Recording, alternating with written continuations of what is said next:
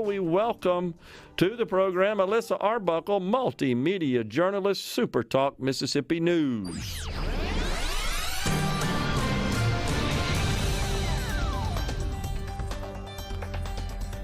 All right, Alyssa, we've been talking national politics quite a bit on the program this week. That's primarily because we had two big events. We had the RNC debate, the very first one, and then, of course, the arrest and booking of former President Donald Trump yesterday. But there's a lot of stuff going on in the great state of Mississippi. Tell us what you've been tracking. The top story for this week is Greenwood LaFleur Hospital. It is back up for lease. It has been, it's had a lot of issues where they're trying to find somebody who will buy out the hospital. And the CEO, he just released this week that it is going to be up for lease soon. Greenwood Mayor Carolyn McAdams has said that right now that the best case scenario is to receive critical hospital access status. But it's been really hard for the hospital to receive that because of its proximity to South Sunflower County Medical Center. So you have to be 35 miles away. They're 28 miles away from South Sunflower. So it's making it really hard for them to get that status. But fortunately, Gary Marchand, which is the CEO, he said that there are some entities that have said that they're interested in leasing Greenwood LaFleur. So hopefully they are able to have, somebody come forward and take control of that. They have had talks with the University of Mississippi Medical Center within the past year, but those ended in November, just fell through. That was a really big deal. But throughout this whole time, then over the past year, they've closed labor and delivery, urology, neurosurgery, stuff like that, and have laid off about 150 people and cut costs. So the deal is trying to achieve this new designation for Medicare. It would improve their Medicare reimbursement, the way that program works, and it just help pull more revenue in is the deal. And there's some guidelines around that, some requirements to be designated as such by CMS, by the federal government, and that's what they're working on. I think the deal with UMC is done. It's not I think gonna so, happen. 100%. Yeah. But the CEO says that they have enough revenue to fund operations into early 2024. So they have a couple months to be able to, figure it all out, try to get somebody up to lease the facility, and hopefully they'll still have a hospital over in Greenwood. Interesting. So that's been the big news this week, right? That's been one of the main ones, yeah. And I believe they actually contacted our news department, right? They did, yeah. Caleb Sailors, he wrote the story about it. If you want to read more in depth about how all of that worked out and all of the steps that they have to get the access and everything, the status, then you can go on to supertalk.fm and read more about it there. Yep. And then we've got runoffs coming up. Runoffs are coming up, yeah. Next Tuesday, we've got some House races, I think, that advance to a runoff. And so we got to go to the polls then. Anything you've heard on that? Any particular news there? There are a lot of smaller positions. Yeah, we have a bunch in for the House, but not the Senate necessarily. Yeah. I think there are about 5 or 6. I think it's 6. Yeah. The districts that are up for a runoff election, it's, Republican and Democrat, it kind of just varies. It's not primarily one or the other.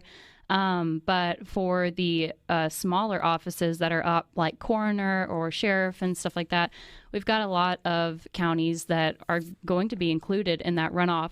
And if you want to find out if you are included in that and that you're able to vote then and that your county is in that, we have the full list on supertalk.fm as well.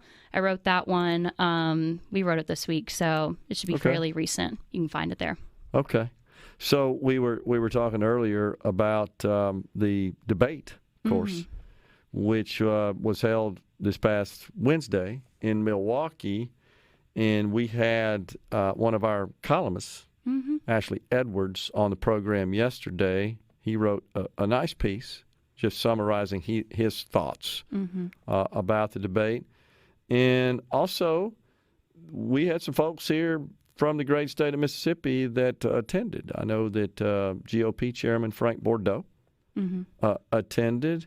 I believe that Austin Barber also attended. And there were a couple other people as well. Haven't heard any feedback from them at this point, but you have any thoughts about Ashley's piece?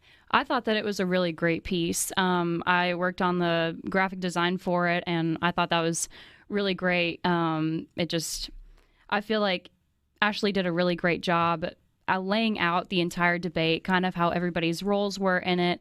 And he primarily took, Nikki Haley, who's the former South Carolina governor, took her out and said, she, started off the debate really strong and really turned everybody around right at the beginning. And I think he did a great job laying out everything, as well as Trump's role in it. Some people know, but Trump, he had an interview with the former Fox News host, Tucker Carlson. They had an interview released on Twitter, I think shortly after that debate, which, Trump wasn't at the debate physically, but that turned a lot of heads right after the debate as well. Yeah. Wouldn't that have been something to be at the debate on Wednesday and then in Fulton County being arrested on Thursday? Definitely, yeah. That would have been just bizarre. Totally. So the polls, post-debate polls have been released, conducted by a number of polling organizations. And all that I've seen put DeSantis on top, followed by Ramaswamy, and then Nikki Haley. And in fact, if you look at a scatter graph showing DeSantis, Ramaswamy, Nikki, and then Tim Scott kind of pulling up those four in the very good category, and Pence, Christie, Burgum, Hutchinson in the below average or about average category. So no surprise there, but still show Donald Trump with a commanding lead in the field. Just really kind of a bizarre sort of deal. The other thing we got coming up is a really big general election in Mississippi, particularly for governor. And we're seeing both candidates really ratchet up the activity in their campaigns. I've seen lots of ads across television. Of course, we've seen some on our air as well. And, of course, they're both pretty busy on social media and sending out mailers and things like that. You hearing anything from the campaigns on that? I was really, really interested in seeing how the lieutenant governor's race was going to iron out. And now that the primaries are done, I'm really looking forward to seeing how the general elections between Reeves and Presley are going to iron out as well. I think that one's going to be the big one for this election, just like lieutenant governor was for the primaries. Yeah. And, of course, Presley is really focusing on trying to link the governor to the whole TANF deal, the TANF scandal. I don't know how successful he'll be with that angle. And, of course, what the governor's doing is linking Presley to national Democrats and the Democrat agenda, I think is an effective strategy, honestly, in a state that is fairly red. But we'll see where all that lands us in November. But it's kind of interesting to see how much it's died down since the primary. Yeah. Especially with all the focus, all the eyes on the lieutenant governor's race, and then that one's over from a primary perspective, and it just seems like a lot of the activity has just subsided since then. I guess not to be surprised at this point, because there was so much focus and so much effort in the primary, because for the most part, you'd have to assume whoever wins the Republican primary for that office is going to go on and prevail in the general. And I think that's what we got going on here. And the other races are very similar, although I think there is going to be a debate between Secretary of State Michael Watson and his Democrat opponent, Shawaski Young. I think they have agreed to a debate. I don't know that I've ever seen a debate between Secretary of State candidates. I think it'll be interesting. Yeah. No matter what, it'll be a really interesting election. Sure will. All right. Appreciate you coming in and give us an update, Alyssa. Thanks for having me. You got it. Alyssa Arbuckle, multimedia journalist with SuperTalk Mississippi News. We're coming right back in the Element Well studio.